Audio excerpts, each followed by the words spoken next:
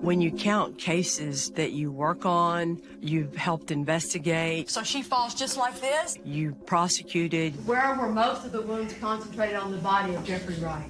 We've seen some horrible things, but all those cases, what was done to Tanisha, I don't think I've ever seen another one like that. This case revealed the depths of human darkness, pure evil on earth. And the worst part about it was that it wasn't random. It was someone she knew. And her family, we watched them go through it because they thought nobody cared. Awful. Even if she is dead, let me know so I can go and get her and bring her home. To tell a mom their baby was dead, I can still see her face.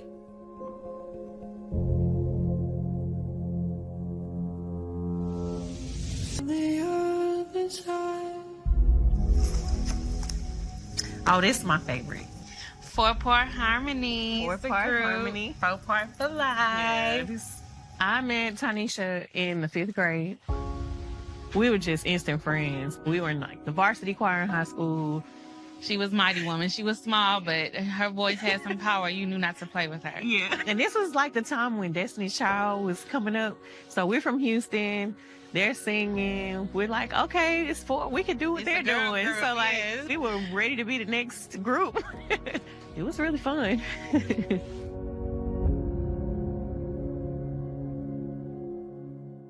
Tanisha had a lot of things to look forward to in life because of all the different talents that she had. She was very smart. She loved school, loved to sing, and she loved to smile and make others smile. Tanisha was very driven. Academics were number one. And our junior year, she won a $40,000 scholarship, and she was able to go to Texas A&M. We were sad we were going to leave each other, but we knew we'll be back. It's time to go change the world. Yeah. Tanisha did the top 3% of her class, cum laude, and that's how she was getting into college. She was so looking forward to go to A&M. She had a bright future, and I just looked forward to seeing it. It's spring break 2007. We were planning to do something on the weekend together. The last time I talked to her was on Wednesday. But we didn't get that response on Thursday. On Friday, Tanisha's still not answering her phone. Like, that just didn't make sense. She's an over-communicator. She would not go off on her own without letting somebody know where she went. Clearly, something was wrong. My mom was like, I think I should call the cops. I was like, yeah, let's call the cops. And what they did was tell my mom, call back in a few days. She's probably just on spring break and she just wants some time away from her family. And we kept telling them, no, that's not Tanisha. She's the opposite of that. I was bothered that the police didn't take it seriously. She's not a troubled teen. We felt like there needed to be some kind of sense of urgency. We're like, we need to find her now. Something needs to be done. Something is up. Yeah.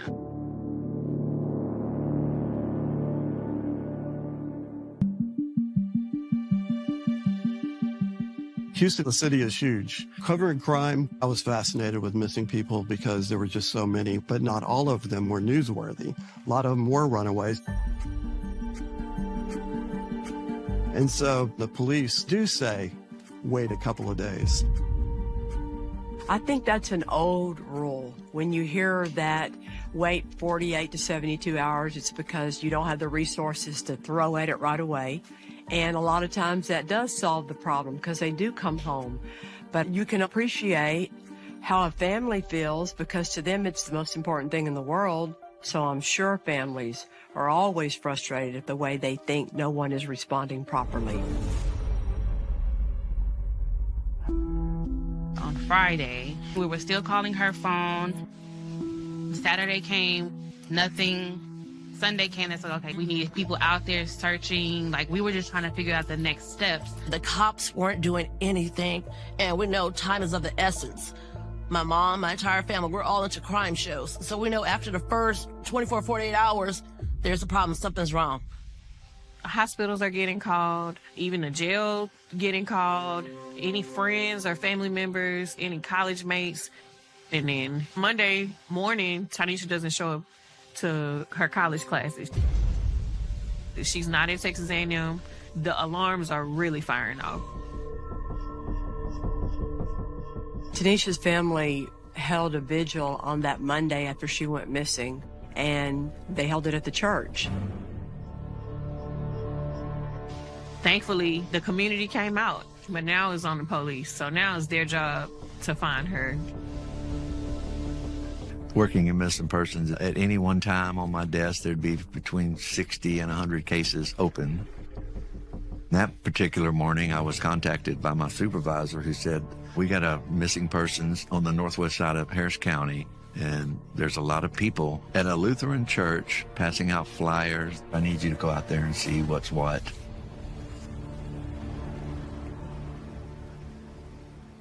When I pulled up to the parking lot, several people approached me. They had a lot of things that they wanted the law enforcement to do because they have, over the 3 or 4 days prior to me getting there, doing their own investigation. I'm out talking to Tanisha's cousin. She said she'd been trying to call Timothy Shepard, Tanisha's ex-boyfriend. According to them, Tanisha was last seen on Thursday at his apartment that's actually down the street from the church. First thing I do is I go to the apartment complex. I knock, nobody was home. I'd speak to the manager. She goes, oh my goodness, there was a fire there 2 days ago. Not only was there a fire, talked to another neighbor. They tell me that they heard shots, gunshots, a couple of nights ago in the woods close to that apartment. So talking to the fireman about the fire is put on the back burner until I can figure out what's in the woods.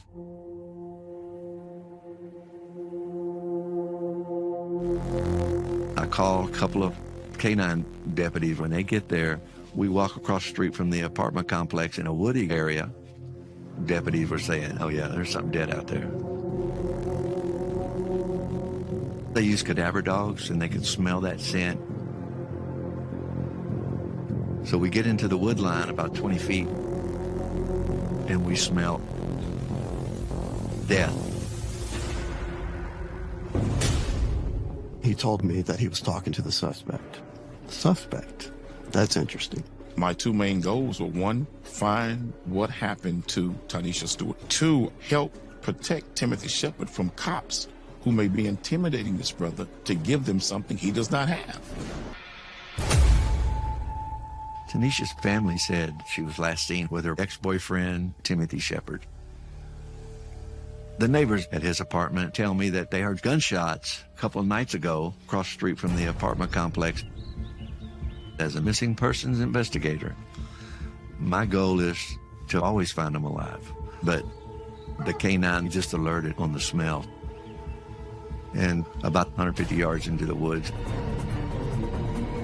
they found a dead animal. It's relief that it's not her, so now I need to keep searching.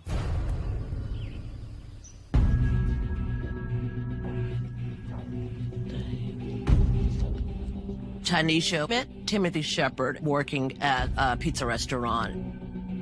We found out later on that there was an 8-year age difference between the two of them. You know, I didn't like that part. But Tanisha was so drawn to him, and not just Tanisha, my younger siblings and my mom as well. My mom accepted him as another son into the family. Tanisha and Tim were still together as Tanisha was going to Texas A&M. They were trying to make the long-distance relationship work, but she was like, I'm not letting nothing stop me, especially after the scholarship. So that's when they just kind of like took the break. In college, Tanisha met a new guy. She really liked him. He was a breath of fresh air. He made her laugh. He was her age. She was still in love with Tim, but she just knew she wanted better. Like, she was learning, okay, I just want to have fun and do what I want to do, and that's what she was really enjoying. Maybe she was having a romantic weekend, but she still would respond to your phone call or message at some point.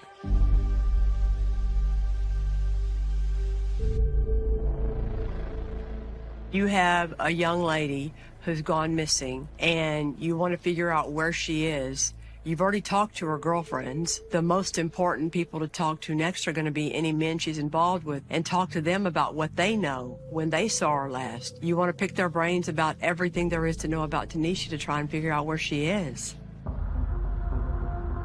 The smell in the woods turned out to be nothing, so I go back to the church.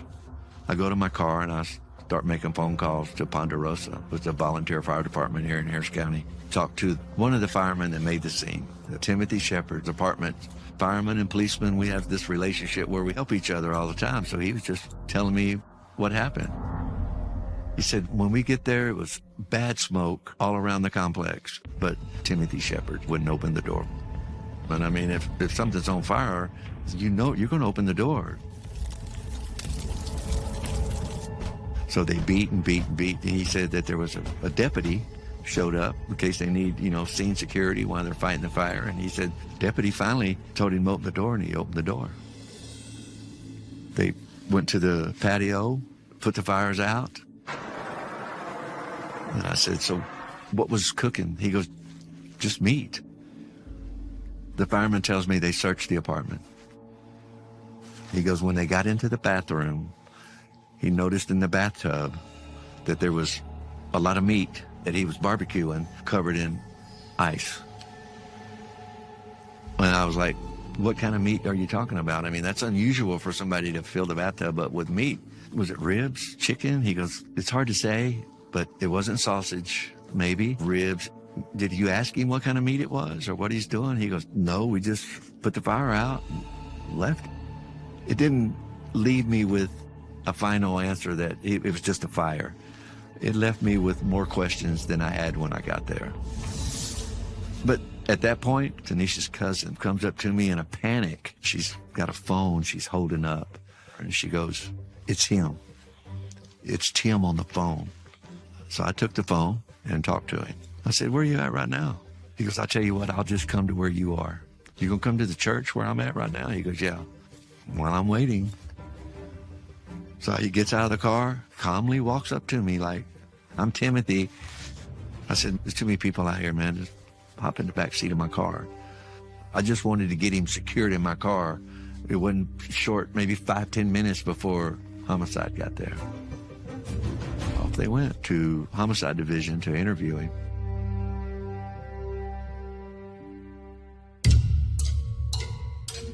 My name is Sidney Miller. I'm a Harris County Sheriff's Office homicide investigator. I've been with the Sheriff's Office for 32 years. I've been in homicide for 22 years. In homicide, it's a dedicated job. It's a calling for a lot of people. In my 22-year career, robberies and things like that, those are things that can be replaced. Can't replace a life. This was a 19-year-old kid that had been missing, and I ended up interviewing Timothy Shepard. He was very cooperative. He did see Tanisha on March 15th.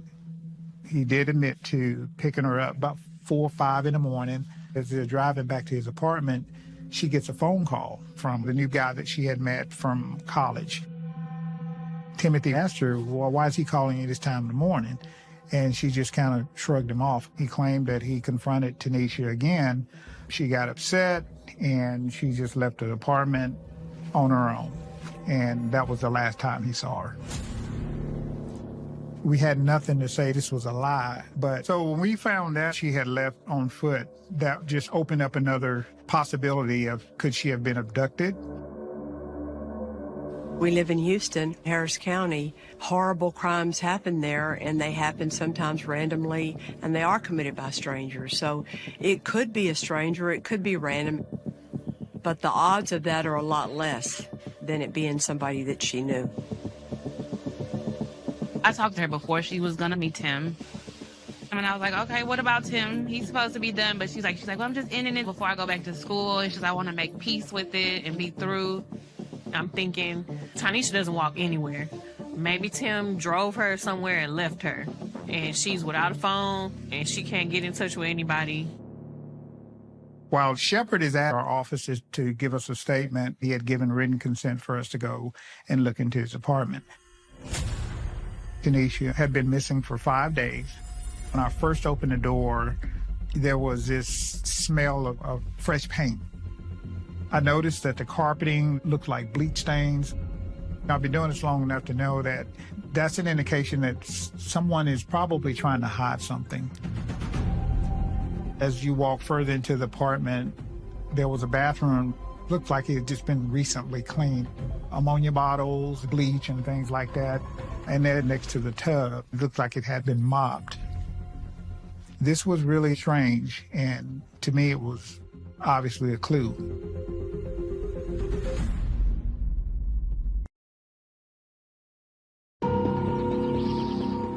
When I got to Timothy Shepard's apartment, we found a lot of things that looked suspicious. Our crime scene CSU person did some swabbing for DNA that we submitted for analysis, but there wasn't enough to hold him on or accuse him of anything. We didn't want to jump the gun. This was early on in the investigation, and we knew we had a lot of people to talk to and some more investigating to do, so Shepard was free to leave.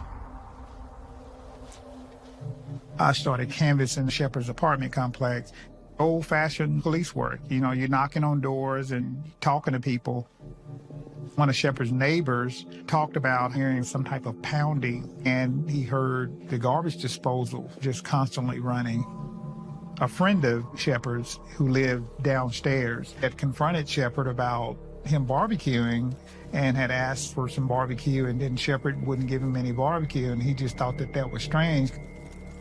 We speak to several neighbors about the smell. One talked about how it smelled like a dead possum.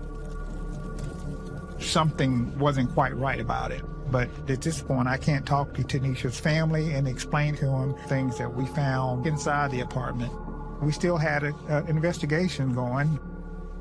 I think what people don't realize is that there's a lot going on behind the scenes. And law enforcement doesn't always go out talking about all of it for lots of different reasons.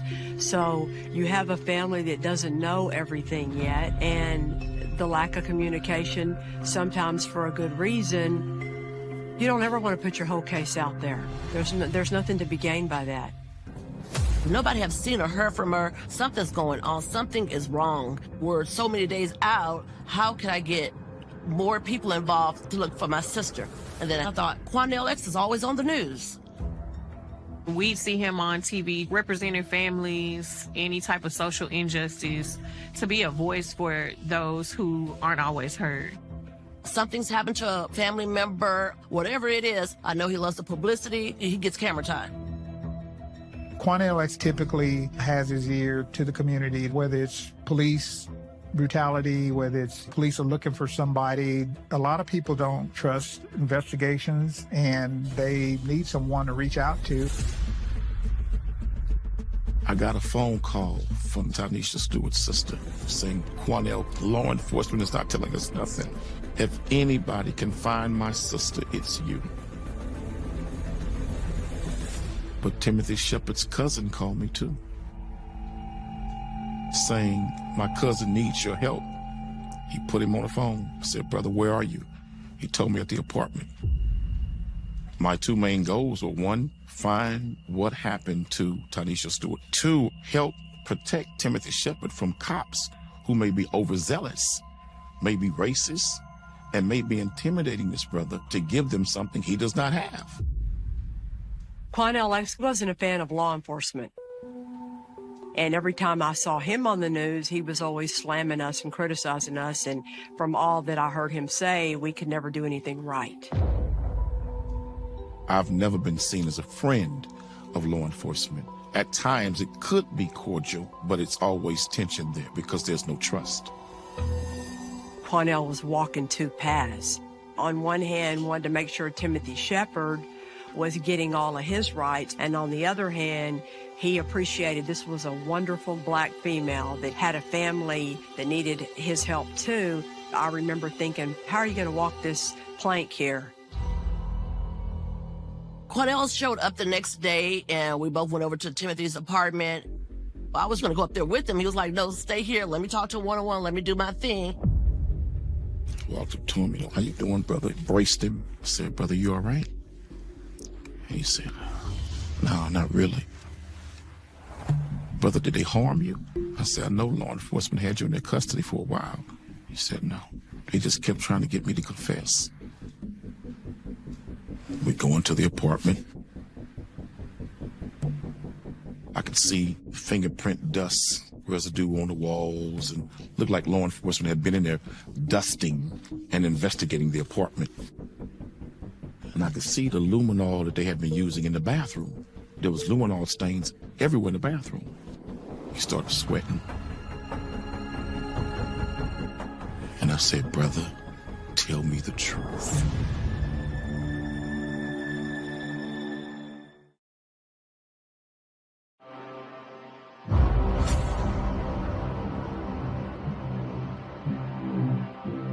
There was luminol stains everywhere in the bathroom.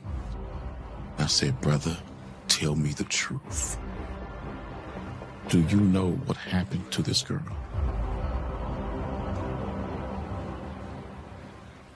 And he went.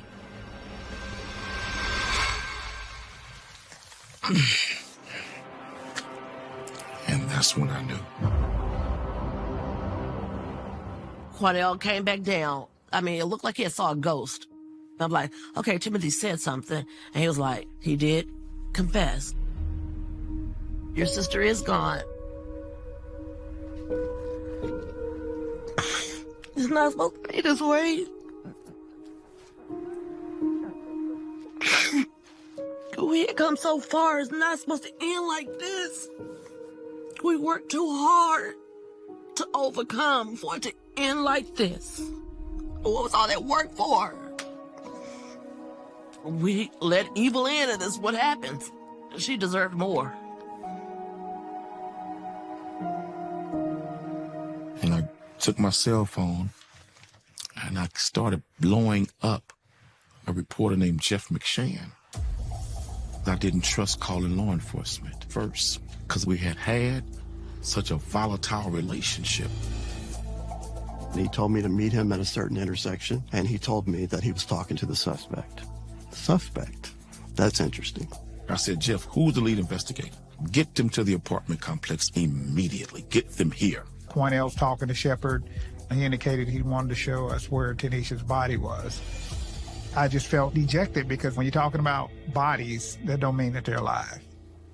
We end up going over to an apartment complex on Ella Boulevard called the Polo Club. It's 3 to 4 miles from where Shepard lives. We followed behind Quanell X and Timothy Shepard because I knew he killed her. He's going to take her where he put her body. Eventually, we pull over. There was a dumpster, and the suspect got out. Quanell put his arm around the suspect. He was very, very emotional. And I kept saying, brother, it's going to be all right. She can't rest, brother, until you bring closure to this. He said, that's where I put her. He's pointing towards the dumpster. And I thought, oh my gosh, this is where he dumped her body. We all walk over towards the dumpster at the same time. We look inside. It's empty. She's not in there. At that point, I instantly Mirandized and put him in handcuffs.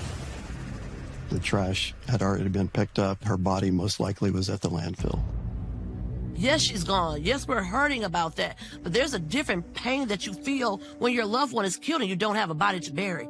It's still an open wound. After Shepard was Mirandized, we had made arrangements to have him transported to our homicide office. Quanell had arranged for him to have a lawyer present. I had my own lawyers meet me there for a reason. I wanted to make sure that he would be protected, and I just didn't trust the cops. Quanell wasn't just an activist anymore. He's now a witness. There was a conflict of interest there at that point. I got a call at night asking me to come down to Lockwood, where the homicide was, to mediate between Timothy Shepard, Quanell X, homicide, and the two lawyers that were coming down to Lockwood to represent Timothy Shepard, when we all realized that they were also Quanell X's lawyers, so they can't be both. Quanell X became a fact witness to the specifics of what Timothy Shepard had to say about what happened. He became a witness for the prosecution, which I'm pretty sure he never anticipated happening. Kelly Siegler felt there was enough probable cause to charge Timothy Shepard. In the interview room, he said, I want to give you my statement. I said, well, you've asked for a lawyer. At this point, I can't talk to you. He said, well, I want to talk to you without a lawyer present. He just told me, man, you just tell the truth. Clear your conscience. And I left. This is your opportunity to explain your side of the story. So that night on the 12th, she spent the night at my house. Shepard tells me about 4 a.m, Tanisha, she gets a phone call from this new guy that she had been dating from college. We was always together. She always stayed at my house until she went back out to college. He tries to address this new guy that she had met again, and that's when the argument ensued. And the knife on my hand table, she picked it up. She swung it. And then he took his right hand and he put it around her throat. And he said he just started squeezing.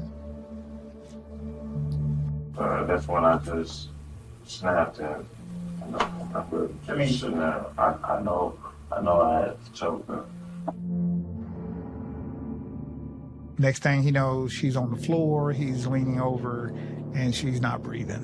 When I was talking to him, it was just this look that he had. He was reliving this whole thing all over again. He said he thought about how the police could track him, so now he wants to cover his tracks. And then you drove to the Polo Club on Ella. You got one? And you placed inside the trash dumps? Being totally true, I still had my doubts about everything. Something just didn't feel quite right about it. You don't get 100% confessions from people. We got this 80-20 rule. 80% of it's true and the other 20 is not.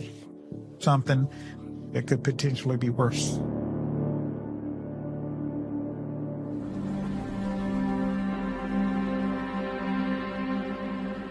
We found out that there was a landfill in the southern part of Harris County that dumpster would have been dumped there.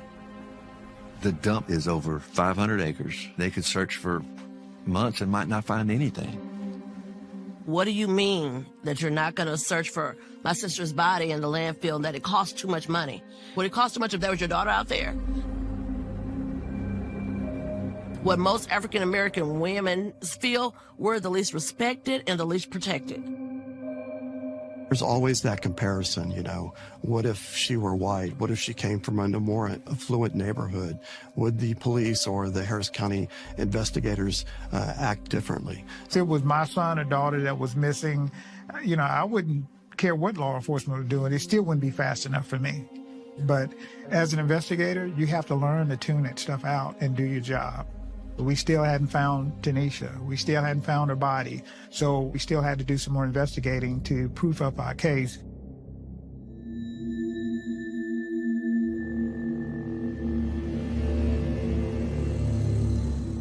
We go back out to Shepard's apartment, and one of the investigators sees what looks like charred bone on the ground of the apartment below Shepard's. Also, we see what looks like burnt hair. And then we checked the garbage disposal. We found charred items, bones, teeth, and the enamel that was found inside the garbage disposal was consistent with the DNA from Tanisha. We have evidence to believe that she was cut up, dismembered, and burned.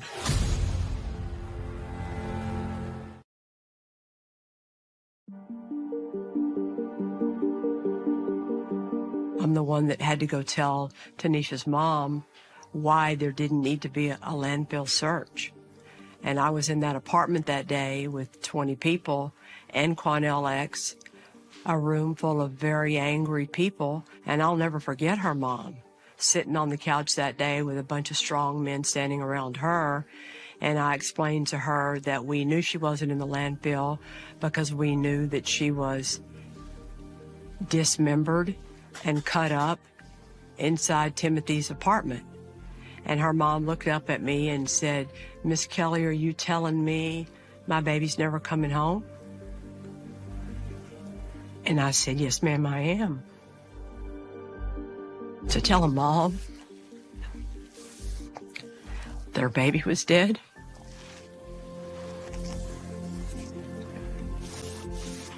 I mean, I walked out by myself and got in the car and drove away, crying.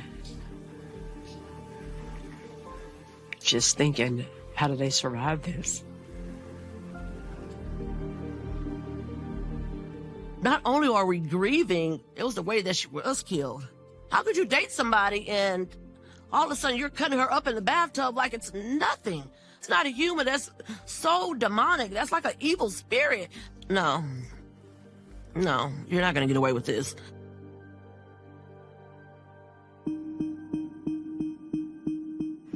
Timothy Shepard was charged with murder, so you're looking at a life sentence for your maximum punishment. When we filed the charges, the case could land in one of 22 different district courts, and it landed in the court where Marie Prim was the chief prosecutor assigned to the court, so it technically became her case. Marie Prim was one of the best chiefs that we had. She was very, very experienced. She was a nerd like me. I knew she was going to be prepared. I knew the family was going to love her. Timothy was represented by Chip Lewis, a very successful, well-known defense lawyer. As a prosecutor, you better have all your I's dotted and all your T's crossed if he's going to be the defense lawyer that you're looking at across the courtroom. I view myself solely as a mercenary. I am hired to provide the best defense that money can buy. Chip isn't cheap. Later, I found out that Timothy Shepard's sister paid for Chip. Chip Lewis had just been involved in the Robert Durst case in Galveston. The jury find the defendant, Robert Durst, not guilty. Somehow, they had made the jury believe that the dismembering of the body did not matter. I do not need to like these criminals, but I will do the best job anybody can if my financial requirements are met. To throw out that confession with all the brouhaha, there was a natural foundation there from which to draw that this was an involuntary statement. He was denied counsel, etc.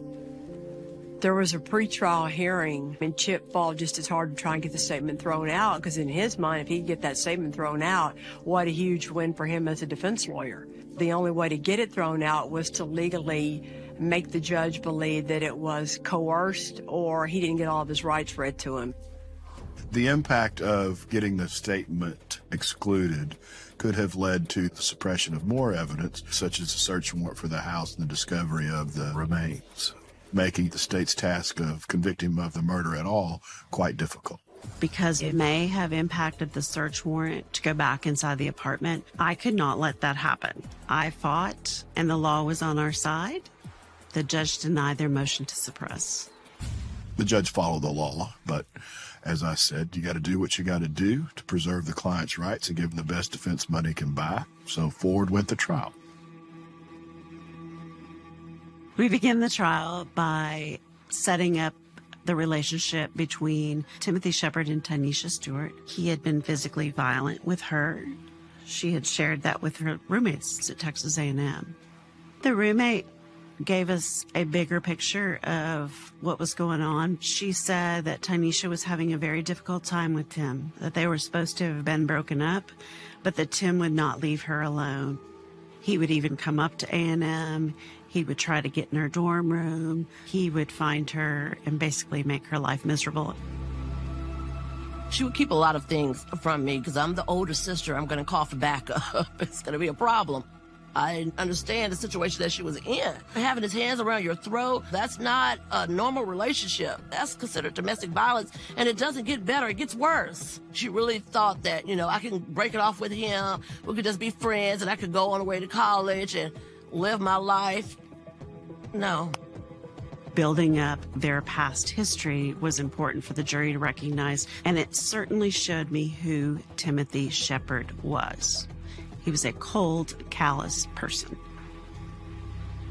There was absolutely no evidence that Tanisha Stewart had been anything but a remarkable young lady and had no blemishes in her past that we could anyway exploit to create impression to the jury that she was aggressive and or that it's likely she attacked Tim Shepard. It was tricky. I believe Mr. Lewis, although he fought the motion to suppress, he wanted Mr. Shepard's statement in evidence. I did not want to use that confession. Although Timothy says she ended up dead in his apartment, he says it's self-defense. It was all a bunch of BS. I had the knife on my hand table. She picked it up. She saw me. It was Timothy's way of making himself look better than the reality was. As the state did not put his confession on at that point in time, we had no way of really injecting the self-defense into the trial. The defendant and his lawyer can't offer the statement themselves without taking the witness stand. If you're Chip Lewis, why in the world would you ever put Timothy Shepard on the stand? How is he going to explain any of it? We start calling neighbors. Some of them testified to it, the burning of the smoking of the barbecue pit that seemed just abnormal and to go on and on and on. Some people said the smoke didn't smell quite right. The firefighter gave testimony that in the bathtub he saw what appeared to be a rack of ribs. And at no time did he ever conceive that that was the body of a young woman. The DNA analyst testified to it, finding Tanisha's DNA in the bone fragments, hair, and teeth that they found inside the apartment of Timothy Shepard. The forensic anthropologist said that there was a tool mark in the bone. It wasn't a natural phenomenon. Somebody had tried to cut that bone. As a mother, it was horrifying. Sadly, as a prosecutor, it gave me another piece of evidence.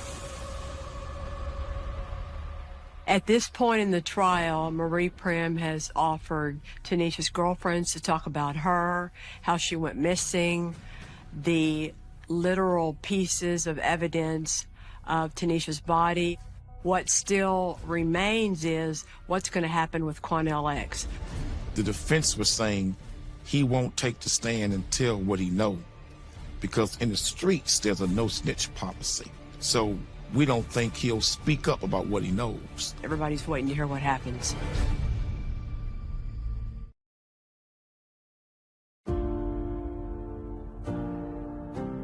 Calling Quanell X to the stand was kind of hold your breath moment. Is he even going to cooperate with us? Marie Prim was praying that I would keep my word and that I would not take the fifth, that I would testify. But I gave my word that I would fight for justice for Tanisha Stewart. It was extremely powerful in the room with him. His ability to make you feel what he observed, it was very powerful testimony. The jury was out for just 4 hours, which in my lifetime is not very long. And the jury came back with a guilty verdict.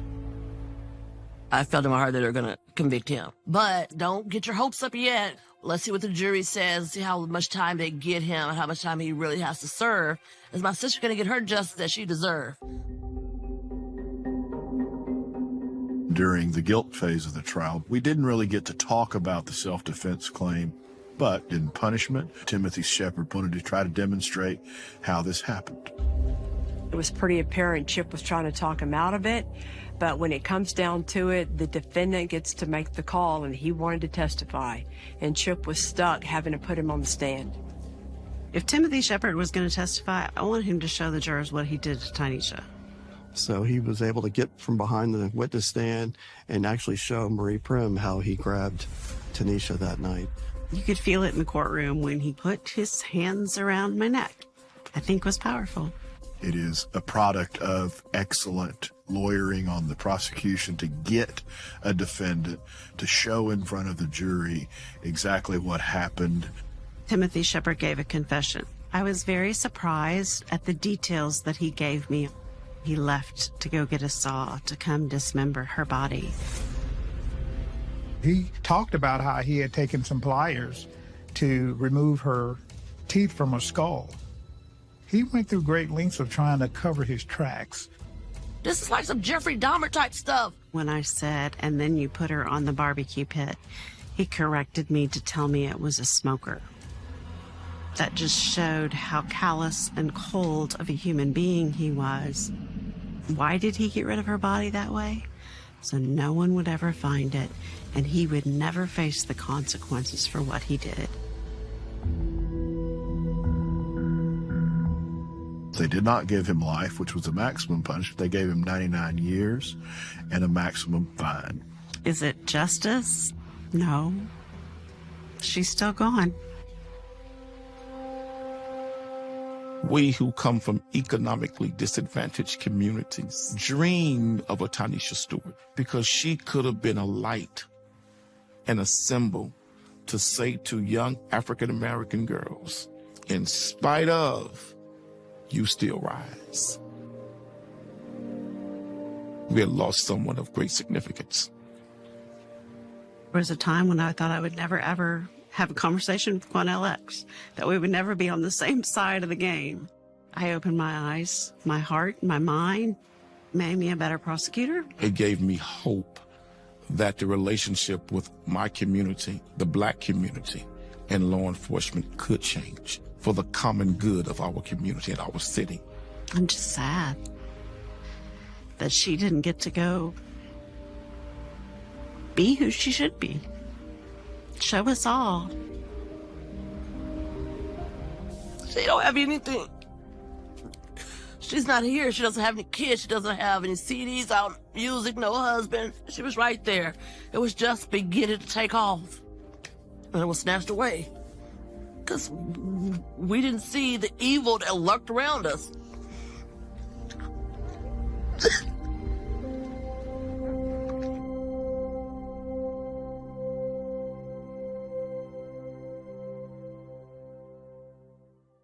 We want to think that we can see evil and spot it and thus avoid it. What I've learned in this job is that you can't ever see all the evil that there is in this world.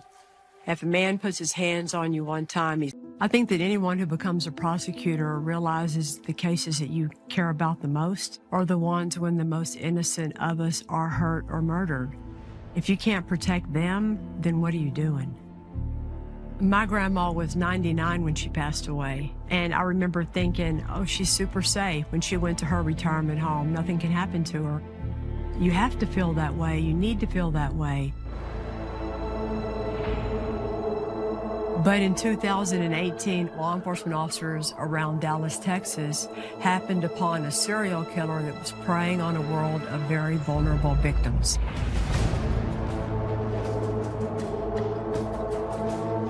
Everyone assumed since the victims were older, they were dying of natural causes. But these were not natural deaths, it was murder. And the killer was able to take the lives of over 20 people. Police say they plan to review every single death of an elderly woman in the area where there was no witness.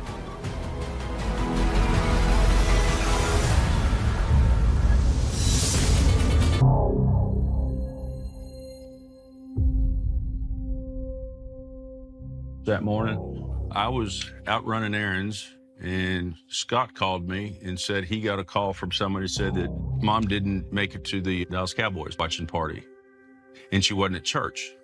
It's terrifying when you get that call that somebody who's very reliable, who never missed a Cowboy game in the history of the Cowboys, was missing church, missing her friends, missing that Cowboy party, and not answering her phone. You panic.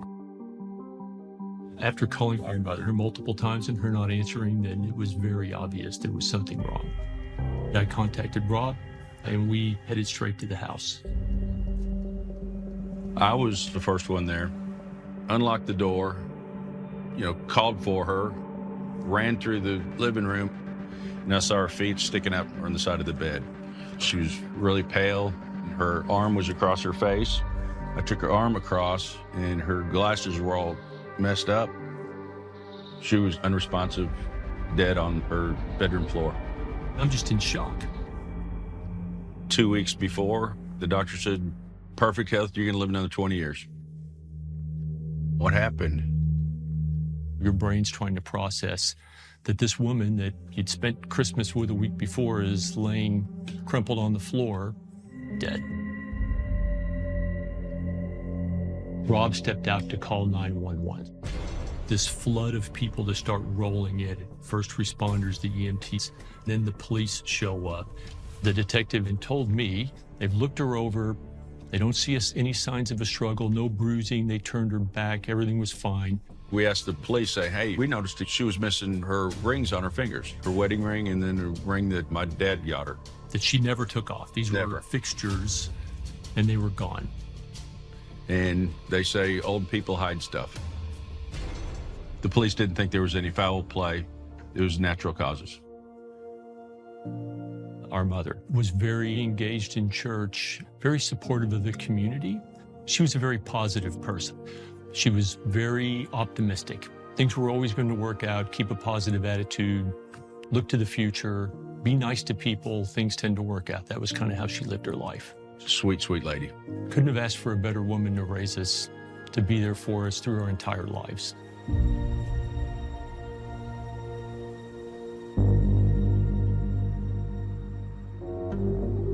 When you think of the safest, nicest, most well-off part of Dallas County, you think of Plano, Texas.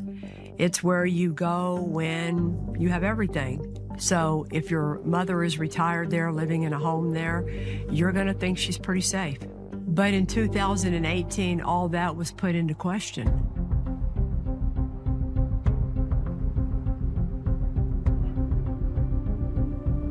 Plano 911, what's the emergency? We have a neighbor that we cannot awake. Okay, is she Yes, breathing? she is breathing. Okay, and how old are they? She must be almost 90. Okay. We can't wake her up. After the paramedic spoke with Mary Bartell, he felt there was something more to this story, and he wanted an officer to investigate this. I responded to the hospital, spoke with Mary Bartell, introduced myself to her, and asked her if she would tell me in her own words what had happened. At around 8:30 in the morning, she walks to her front door after hearing constant knocking. As she was going to the door, this suspect pushes his way in. First thing she sees and focuses on is his green gloves. He told her to go to the bed, and she just complied. When she got to the bed, he pushed her down, grabbed one of her pillows from her bed, and put it on top of her face and chest and just pushed down real hard.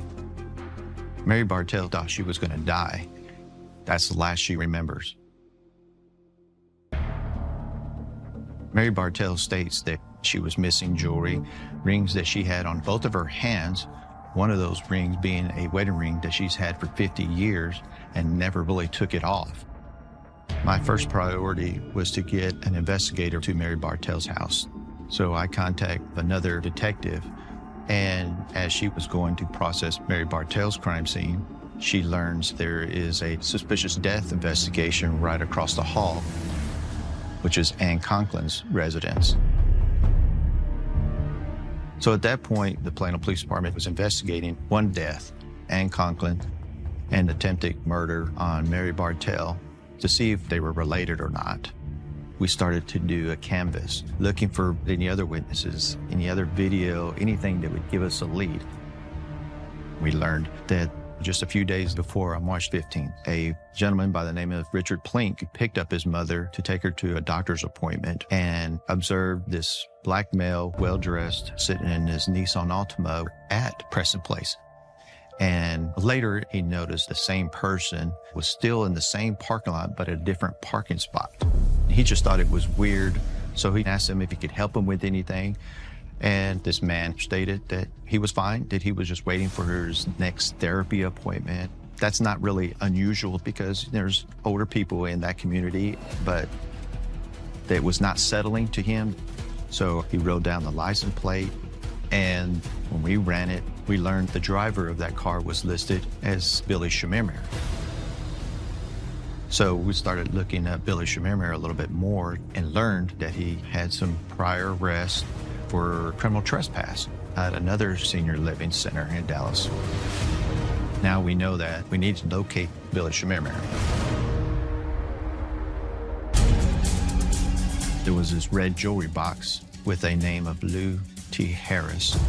With the possibility of more victims on their hands, officers do a welfare check on Lou T. Harris. 4 or 5 cases quickly jumped to almost 10 cases.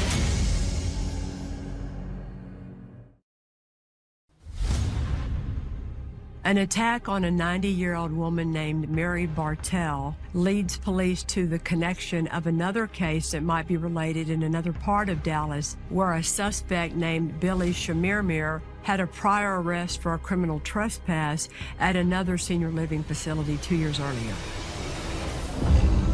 Edgemere is a senior living facility in Dallas.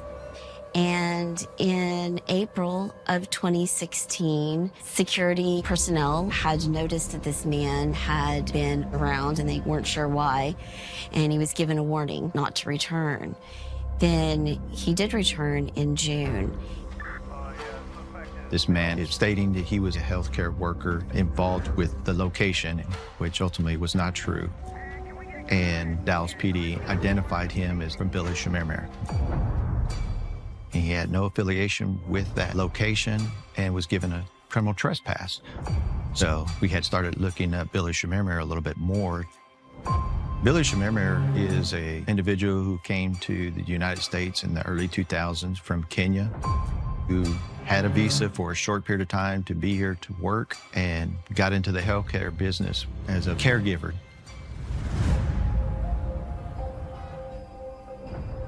So we started getting very suspicious that maybe our person of interest in the attack on Mary Bartell and the death of Ann Conklin is Billy Shamirmir. We learned from Dallas PD that Billy Shamirmir had a warrant out for his arrest for public intoxication out of Dallas. Detective Tripiate and I discussed it and said, he's a person of interest. Let's get him in custody, bring him to the Plano Police Department jail, sit down and talk to him and see what we learn. The arrest team set several officers throughout his apartment complex. A person who we believe to be Billy Shamirmir drove in around 6 p.m. We had a detective near a dumpster. Billy Shamirmir drives to that dumpster and then discarded some items. He was able to see Billy Shamirmir get back into his car and drive to his assigned parking space. They went up to him and made the arrest. And when they extracted him out of the vehicle, on his person, Billy Shamirmir had some jewelry, bracelets, some $2 bills. As they detained him, they went and looked at the dumpster to find out what did he discard. There was this red jewelry box, and it had miscellaneous items with a name of Lou T. Harris. With the possibility of more victims on their hands, while Billy Shamirmir is being detained, officers do a welfare check on Lou T. Harris, who lives in the Dallas city limits, which borders Plano, Texas. Upon our arrival, we were told by Dallas PD that Ms. Harris was located inside the residence. The residence was secure, and she was found deceased next to her bed. Everything appeared to be natural. We discussed with Dallas PD deployment that we were investigating, specifically Mary Bartell, and that the likelihood of the weapon being a pillow, because that's what Mary Bartell described her weapon to be. They went back inside and found a smeared lipstick on Lou T. Harris's pillow. We also informed them that we found a set of keys in the center console of the car that Billy Shamirmir was arrested out of. And they confirmed that the keys go to her front door. At that point, they agreed based on what they found and our investigation with Mary Bartell, it was decided that Dallas PD Homicide needed to get involved. I'm feeling a lot of fear and panic because we've never had police presence on our street. One of the neighbors told me Lou T had been murdered. To think that something like this would have happened to Lou T was beyond sad. Lou was friendly. She was funny. Lou T. Harris is a fascinating woman. She had grown up in Vietnam, and she was actually airlifted out of Saigon when it fell. She married an American man, and she made a life for herself here in Texas. In 2018, Lou was living by herself. Her husband had already passed away. So you never really thought about, we need to make sure if she needs something, because she always gave you the complete sense of independence. The day after the arrest of Billy Schmiermeyer, my partner and I go to Dallas PD and go speak with Billy Schmiermeyer in their interview room. Detective Trubiati. Police. How you doing? Martinez. Billy Schmiermeyer was just like a happy person, not a worry. Been a busy night, hasn't it? It is. It is. When Billy Schmiermeyer was initially arrested, it was only for a Class C public intoxication. But that allows them to take him into custody and ask him questions about anything they want to. At some point after that, if they believe there's enough evidence to charge him with something else, they can. Those people scared me yesterday, the officers was like, I thought that looked like a movie, and I was like, is this real? Oh, it's real. I know. And Our thought process going into this is we're not going to probably get a confession from him. that's what I'm saying. We just wanted him to talk and see what nuggets of evidence that we could use against him. You're telling me that your phone stays with you? Yeah. Yeah. Yeah. No one else has that phone? When Billy Schmiermeyer is being detained, shockingly, he agrees to voluntarily give them his cell phone. Maybe because at that time he didn't realize that would also give the investigators access to his text messages, any photos he had on his phone, and also his GPS locations. So Monday would be the 19th. Yeah. Or what'd you do that morning? Oh, that morning I went to meet this guy on, I had a ring and to sell to this guy on, they're on 75 and Coit. There's a Starbucks there. March 19th, when Mary Bartell was attacked and possibly Ann Conklin, he told us, he did go sell a ring. He went to Starbucks, but stayed up and down that he was never at Preston Place in the morning. He was at home at the time. You know the Preston Place is basically adult living center? Your phone is telling us that you're there too. No, I was not. When we did legal process and got his cell phone records and got his location data, that was absolutely a lie. If you're involved in this or not? No, I'm okay. And he was professing that he was innocent, not worried that he did anything wrong, that evidence was showed that he did nothing wrong. And it was like, okay, do you mind giving us your DNA? Are you allowing us to get the buckle swab? Yeah. Okay. So okay with that? Voluntarily giving that to us? Sure. Make sure you're okay with that. I am very okay. Anything in there, fingerprints, lie detector test. Okay. After talking to Billy Schmiermeyer, he was charged with the capital murder of Lou T. Harris and the attempted murder of Mary Bartell. I want the truth. That's I don't even need a lawyer, and I did not do any wrong.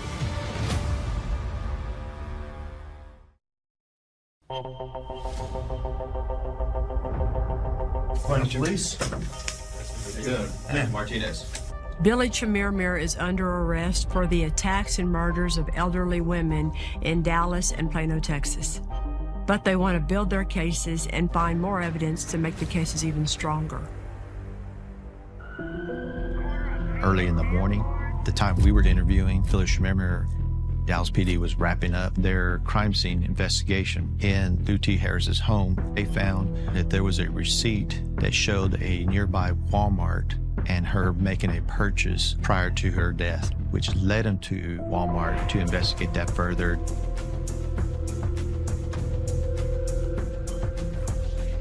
And learned that Billy Schmiermeyer was also at that same Walmart just prior to Lou T. Harris being killed in her home.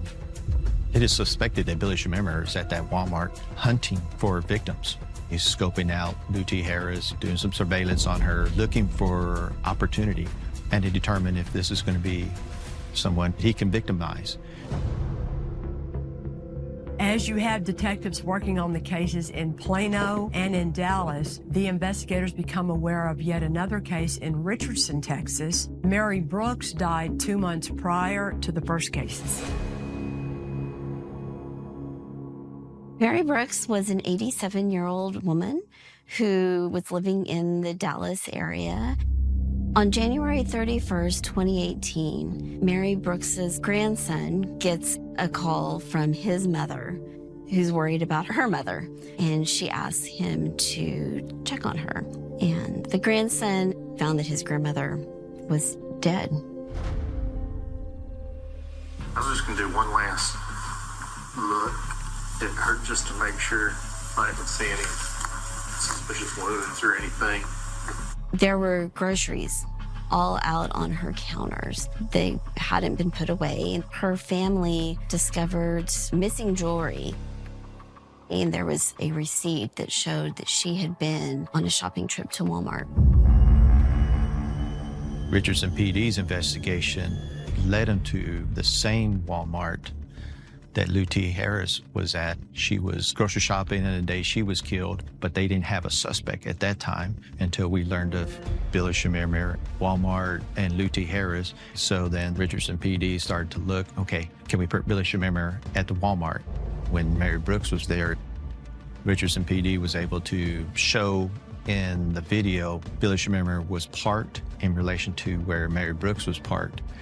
And when Mary Brooks returned to her car, you see the silver Nissan Altima, which is believed to be Billy Shamir's vehicle, exit with her and follow behind her. And shortly after is when she was found deceased. We met with Dallas PD, Richardson PD, Frisco PD. They also had some stuff that they were very interested in Billy Shamir being their person of interest. And when we looked at it, it's like, okay, let's look at the location data. Can we put Billy Shamir there? Oh, we can.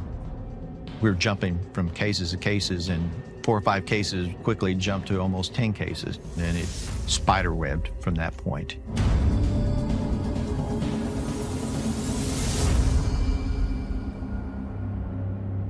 On July 16th, 2018, there was a phone message from a task force that was investigating a killer who went around to independent living properties.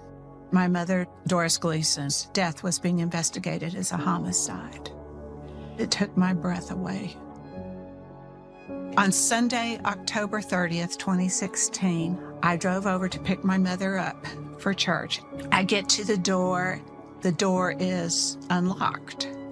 I walk in and see her on the floor over by the dining room table, and she was gone.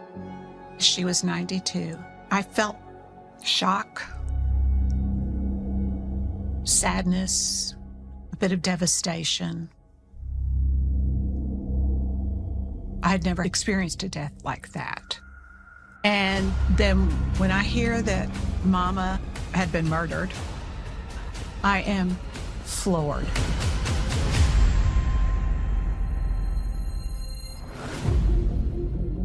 The detective who was working the Shamir case called me to go and look at pictures of jewelry that they'd gotten off of Billy Shamir's phone. We asked the detective, are you implying that you think that Billy Shamir killed our mother? And he said, I'm convinced of it.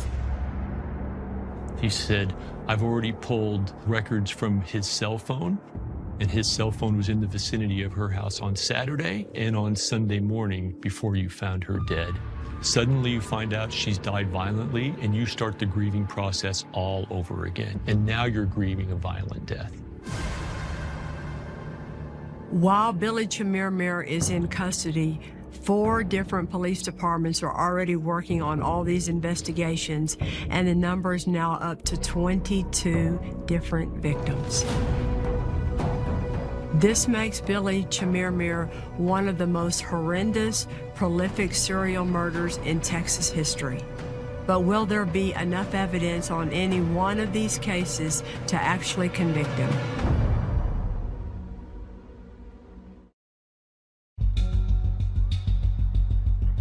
When the case first came into our office, there was talks about that we might have a serial killer that is preying on elderly individuals. To be honest with you, I didn't think it would turn into the volume of cases that it actually turned into. I just didn't think that was possible. In the end, he had 22 indictments for capital murder and 2 indictments for attempted capital murder out of not only our county, Dallas County, but also including Collin County. It is a lot. Just had total disregard for human life. And then judicial economy, in the end, you can't try all of these cases. We had what we believed the strongest case with the Lou T. Harris. Mr. Chimere was found with her property hours after being with her.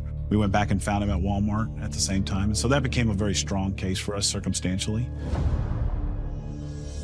Having Mama's case not being tried was incredibly frustrating, but I also recognize the need for the strongest case. The goal was to get those convictions.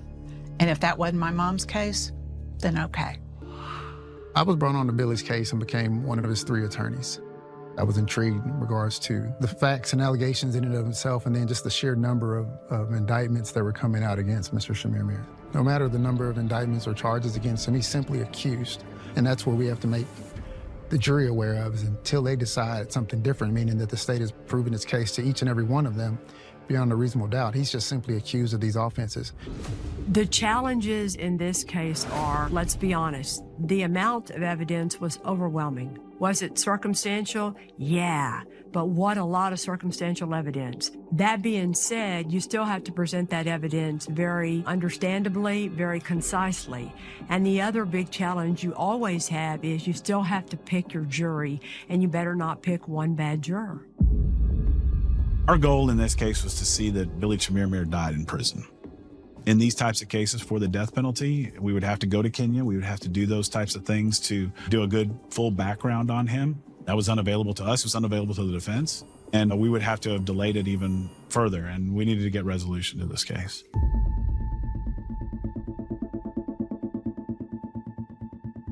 In the morning, jury selection will begin in Dallas for the trial of an alleged serial killer. That is Billy Chimere. The pandemic is going to prevent victims' families from witnessing his trial in person. The whole scenario was just different. We were not allowed to have anybody in the courtroom that was not part of the trial. The victims' families, they couldn't face the person who had done this to their loved one. They had to watch it like everybody else did through closed-circuit television. If I'm on a jury in COVID time and the family members have to come in one by one with masks on to testify, that's not going to have the same impact as seeing a courtroom full of cops and victims' family members and people watching the trial. They didn't get the real feel of anybody's pain or anguish or frustration.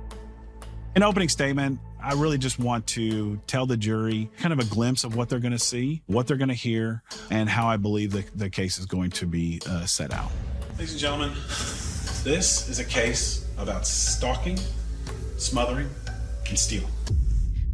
When it came time to presenting evidence to the jury, we really wanted to show that there was a close connection to Billy Chimere and Miss Harris. When the Plano Police Department arrested Billy Chimere, he had in his hands the jewelry of Lou T. Harris. And I used family members to identify those items and say, yes, I recognize those as being things that she was wearing. Do you know any reason why she would get rid of these things? No, those were her personal items that she wore every day. We then present cell phone data showing Mr. Chimere's actions, placing him at locations that link directly to Lou Harris. We relied heavily on the FBI in putting together our mapping of the pattern of Billy Chimere on these days. Typically, he would go to a location where there is a victim. He would stay there for a certain amount of time, pick his victim, murder them, take their jewelry. Then he would travel down to a known location where you could sell these items and then head back home. Are these cell phone records we see here March 15th, March 19th, and March 20th? Yes, sir. So the response to this state, asserting that Billy was at these locations by way of the cell phone data, what their expert is able to say is that the device that they believe belonged to Billy Chimere was pinged or located in certain areas, but they cannot say that it was actually Billy himself. It's simply the device. The defense's strategy in this case, with the overwhelming amount of evidence that there was to try to create reasonable doubt. You try to poke holes in each witness little by little and argue reasonable doubt. In this case, you would think that's a stretch because there was so much evidence, but sometimes that tactic works. In criminal trials, using evidence of other crimes or bad acts is generally not admissible. However, it can be for limited purposes. In this case, it was more for motive and identity, since no one actually saw him kill anyone, but we wanted them to know that this same person with the same profile and the same similar acts had been with other women who were killed. This is the correct person. We have the right person. Would you raise your right hand, please? We decided to go with Mary Bartell because she brings to this case a voice for all the victims. She is the victim who survived, and she was able to tell her story through deposition.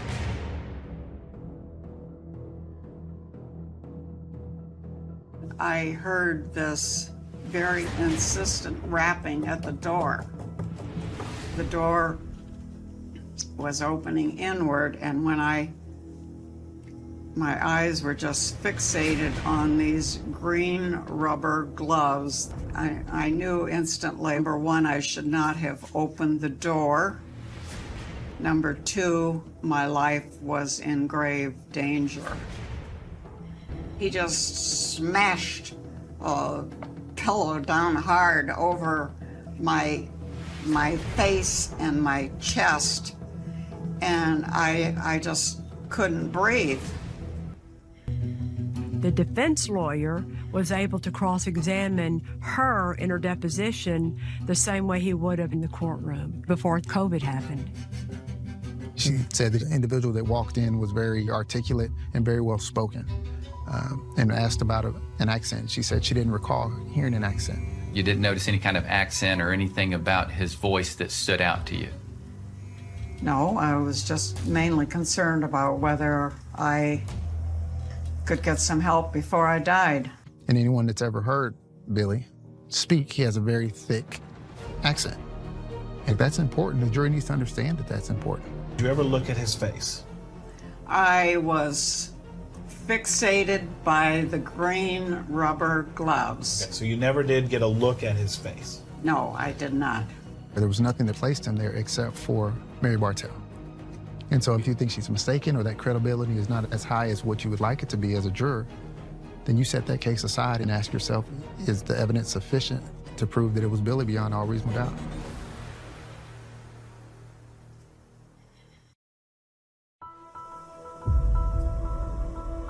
We wanted to show Mr. Chemirmir's interrogation video because Billy Chemirmir did not have a good story as to why he's in possession of Lou T. Harris's items. He stated that he acquired them from a man on the side of the road. He couldn't give us the man's name. It just seems so illogical that he is at Walmart with Lou T. Harris and then happens to buy from some random man her items hours later and is caught with them. You had their money. You had their jewelry, and you had their jewelry box. I believe them playing his statement backfired a little bit. And the reason I say that is because he gave himself a defense. Do you think that the items are stolen? That was what I was thinking because of the light. Why is he bringing all this, the box with everything? Way too many times in my career, when I was getting ready for trial, I would tell my main detective, I'm not going to offer your interview of the defendant. And they would get very upset. And I would say, no, it's self-serving. He doesn't tell the whole truth. He minimizes his involvement. He acts like it's self-defense. Why would I offer his version of what happened? By presenting the videotaped interview of Billy Chemirmir, the state allowed that to be his way of putting his defense on. And they weren't able to cross-examine him at the same time because he never had to testify. And the state doesn't get to say, we call Billy Chemirmir to the stand. It's not up to them. If he chooses not to testify, that's the end of his story.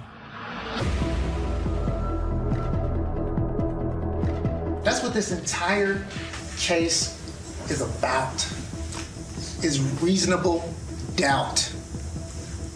and it is rampant. There was so much evidence that they had introduced.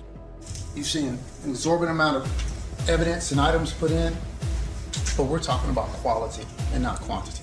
And that was my argument, is they're presenting all these things, but what is the quality of this evidence in regards to them meeting their burden?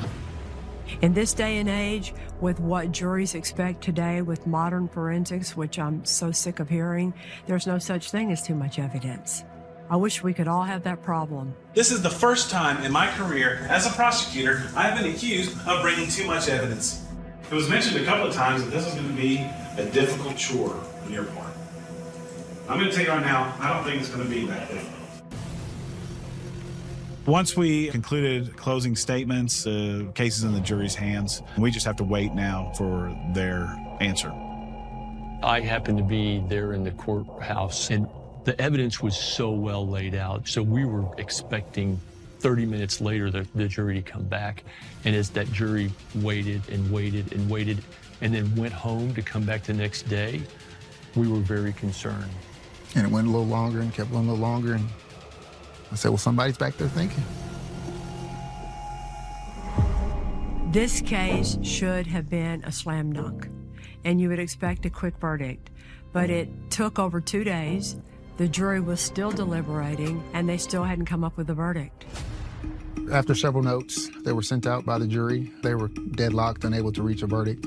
Judge Jones, we remain deadlocked at 11-1. After additional deliberation, we received no change. Then I moved and requested a mistrial, and it was granted. Mistrial has occurred, or a hung jury has occurred. We are just disappointed that they could not come to the correct and obvious. I don't have a word to describe the unfairness, the injustice. Given that Lou T. Harris's case was, by the prosecutor's judgment, their strongest case, and they got a hung jury, they had to have been devastated when they got that back. Unfortunately, what all those family members learned is with the jury, you never know what's going to happen. When I heard of the mistrial, I was disappointed for the families and immediately started thinking about participating in the second trial. The elected DAs in big counties have a huge office to run. 300 lawyers work for them. So when the DA, John Creuzot, comes aboard to try the case with Glenn Fitzmartin, that's a big deal.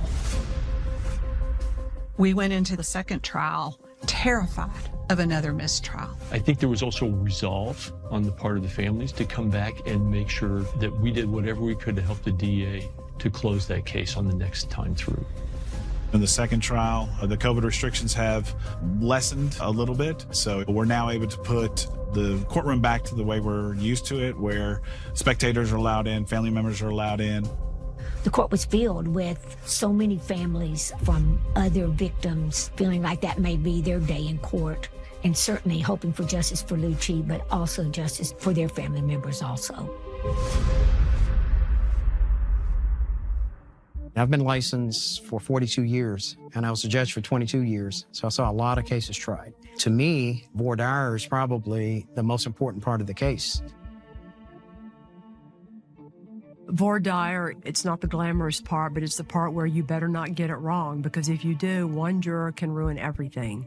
In this case, they had to voir dire question a whole big group of people at the same time, and then to decide how many strikes they were going to use against how many people. So looking back after we had a hung jury, I thought that we could do better in the jury selection process.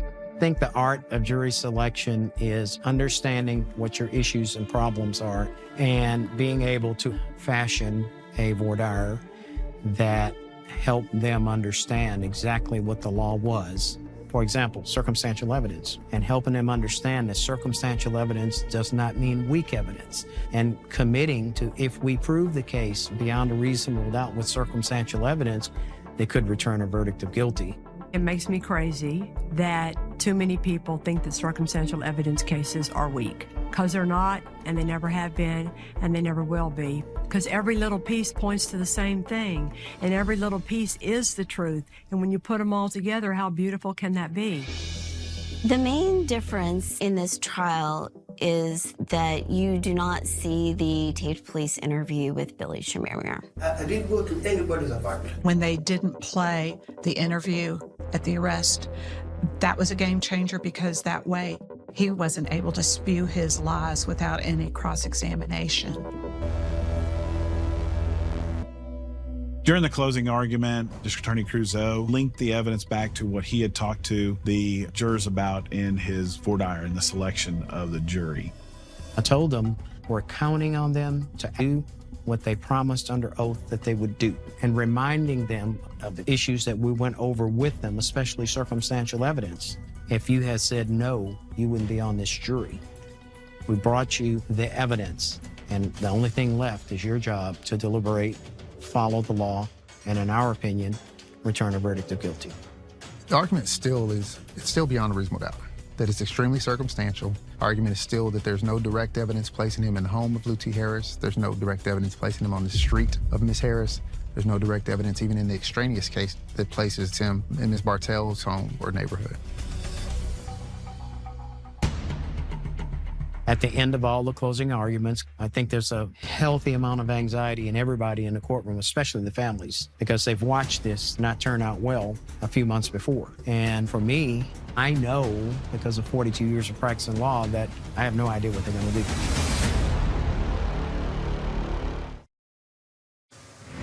This was a stunningly fast verdict for a capital murder trial. Jury deliberated less than an hour. It's like pins and needles. It's high anxiety. But we had the rug pulled out from us before, so our trust is really low that this is going to be okay. The jury has reached a verdict, and that verdict is: we, the jury, unanimously find the defendant guilty of capital murder as charged in the indictment.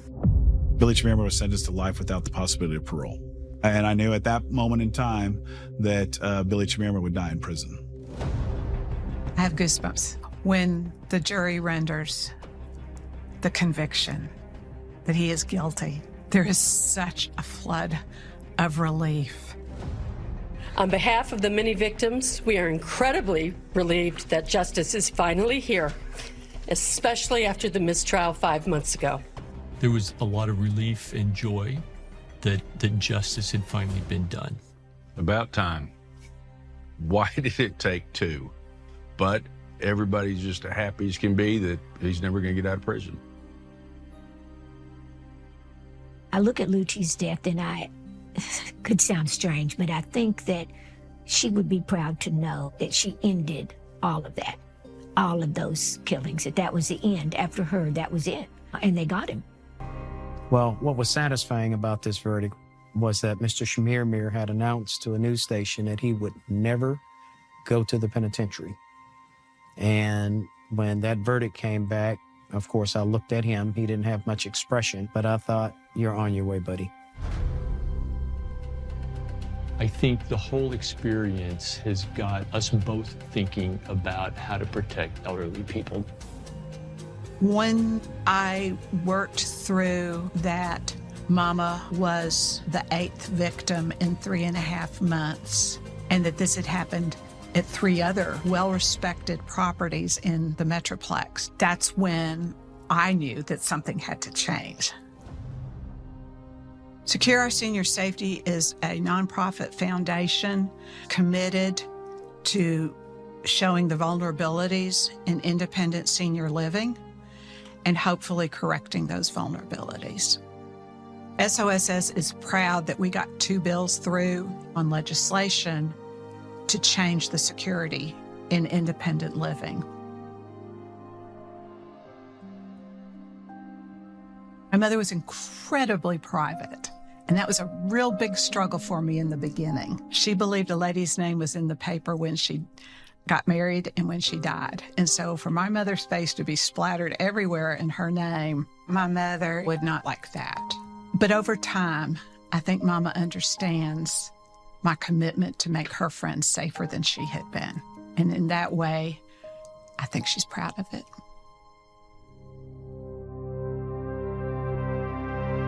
Can you imagine the impact and the horror that came on over 20 different families because of all the people that Billy Shamir murdered? I think the good that came of this is that those facilities have made stronger safeguards. Some laws have changed to try and